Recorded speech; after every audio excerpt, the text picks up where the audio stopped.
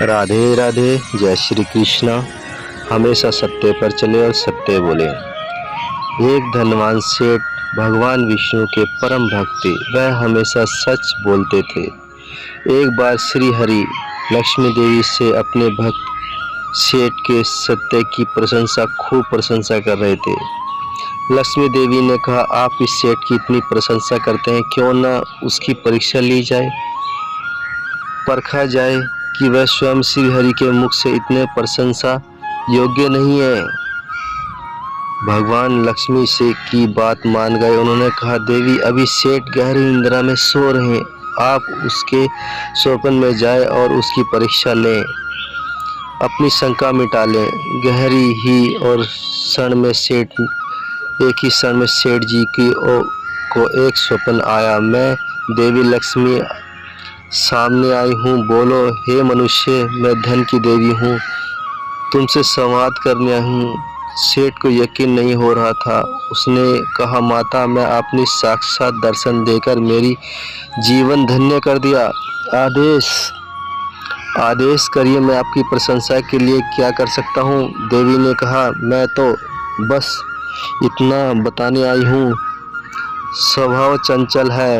वर्षों से तुम्हारे भवन में निवास करते करते मैं उब चुकी हूँ, इसलिए यहाँ से जा रही हूँ। सेठ बोले, विनती है कि यहाँ रहे, किंतु अगर आपको अच्छा है, आपको लगता है कि आप जाना चाहती हैं, तो आप उचित लगे आप जा सकती हैं, मैं आपको रोकूंगा नहीं। थोड़ी देर बाद वेश बदलकर लक्ष्मी जी यश का रूप धरा और पूर्ण सेठ के स्वप्न में आकर बोले, सेठ मुझे पहचान रहे हो। सेठ ने कहा, वह उसे नहीं पहचानता। यह वेशधारा। लक्ष्मी ने कहा, मैं यश हूँ, मेरे कारण तुम्हारी कीर्ति और यश मिला है, लेकिन जब लक्ष्मी यहाँ से चली गई है तो मेरा क्या काम। अब मैं तुम्हारे साथ नहीं रहना चाहता। सेठ ने कहा, ठीक है, यदि आप भी जाना चाहते हैं तो वहीं से आप मेरे घर में वास करते हो तो अच्छा है, मैं आपको बलपूर्वक तो रोक नहीं सकता, आपको जो उचित लगे वही करो।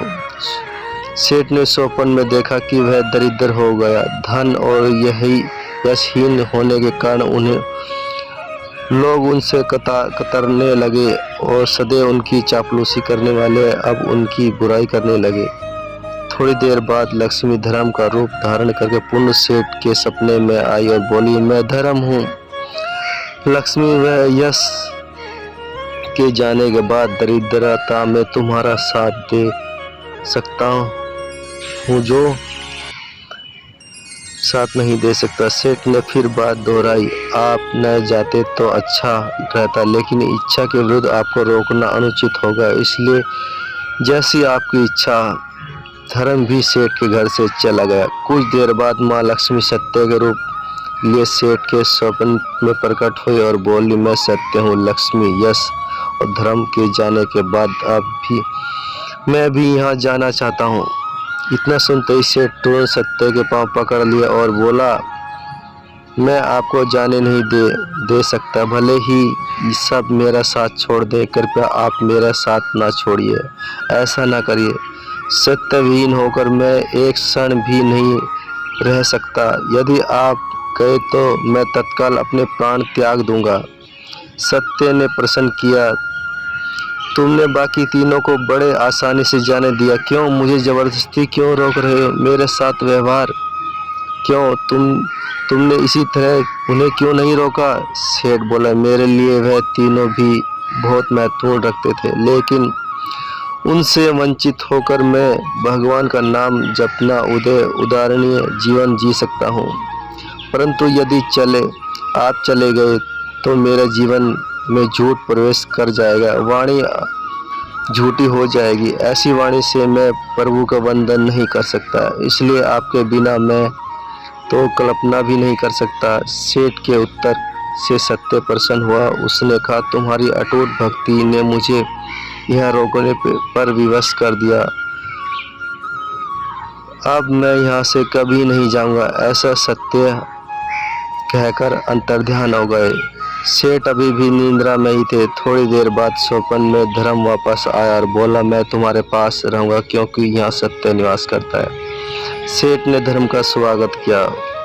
उसके तुरंत बाद भी यश भी लौट आए और बोले, जहाँ सत्य और धर्म,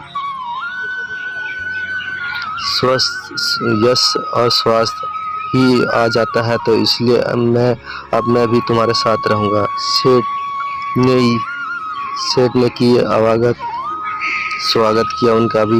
अंत में लक्ष्मी आई और सेठ ने प्रणाम किया और पूछा, माता क्यों आप पुनः मुझ पर कृपा करोगे? माता ने उत्तर दिया, जहाँ सत्य धर्म है वहाँ यश हो, वहाँ मेरी वापसी निश्चित है।